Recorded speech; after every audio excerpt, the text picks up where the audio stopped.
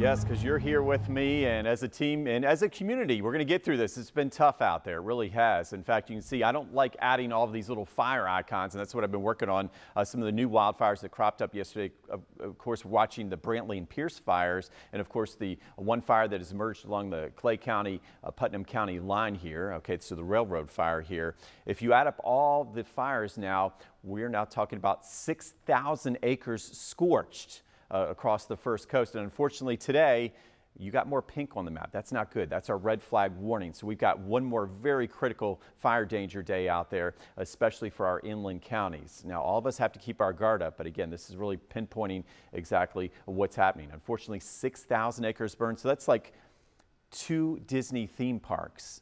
Okay, that's a lot of acreage, okay? And unfortunately, with the red flag warning, we could have new wildfires that crop up today, and they're expected or imminent based on this pattern. And what we have today is another breezy day, unusually dry air. And as we look at our high-res futurecast, it's taken a bad turn once again. Yeah, we're talking about not much cloud cover, but this is smoke where you see kind of the hazy white here, and then some of the thicker smoke where you see the highlights here. So as we put this into motion, it's going to be a chilly start, 30s, even some of the cold areas could be in the 30s, but most of us in the low to mid 40s inland to about 53 Jacksonville, 60 along the coast. But watch that smoke as we go through today with that east wind and northeast wind blowing to the west. So the thickest smoke along I-10 and especially I-75 toward Columbia County. Some more thick smoke moving out toward Folkston and the Okefenokee with this new wildfire up toward Brantley County that we were really pinpointing this morning. Then we get toward 540. At least it'll be a warmer afternoon. Temperatures near 80, but notice we've got a lot of lines on the map. That's the gusty east wind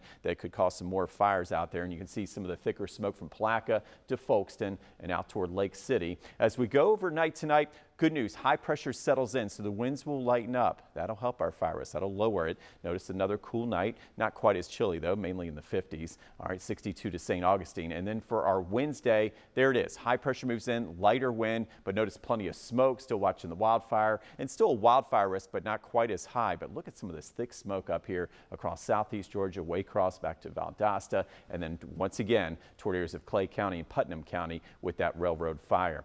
Temperatures by tomorrow still right around 80 degrees, so pretty comfortable. And what we're waiting on is that wind to lighten up. So today you saw the bright colors, that's the breeze. Tonight and tomorrow, high pressure settles in and we'll have a lighter wind. So that's some good news. We'll get rid of this breezy weather. Next question is, can we get some rain? We're watching some moisture to the west. It's trying to get here as we head into the weekend as that high pressure slowly moves off to the east. But as we look at that, it still looks like lower rain chances. So notice our fire danger dropping, but those rain chances staying low. In fact, as we look at our expected rainfall and our panel forecast, not much. Maybe Central Florida would have the best chance all the way through Saturday. In the long range, just want to give you a sneak peek. We'll have that 10-day, and we're streaming through 9 a.m. this morning.